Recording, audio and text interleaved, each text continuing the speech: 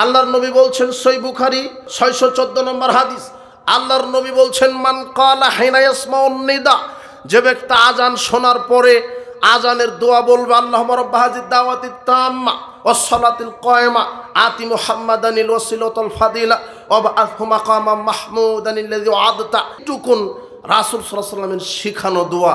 হাদিস বুখারী 614 নম্বর হাদিস। কিন্তু কিবা করে মানুষ আবার যোগ করেছে, বলছে অদ্দারাজাতার রাফিয়া ওয়ারযুকনা শাফাতাহু ইয়াউমাল কিয়ামা ইন্নাকা লা তুখলিফুল মিয়াদ। সবই মানুষের বানানো কথা। বোঝা গেল না? মনে হয় টিভিতে প্রচার করা হয়, অথচ আল্লাহর নবী অতটুকুন বলেছেন। আপনাকে কি দিয়ে বুঝাই?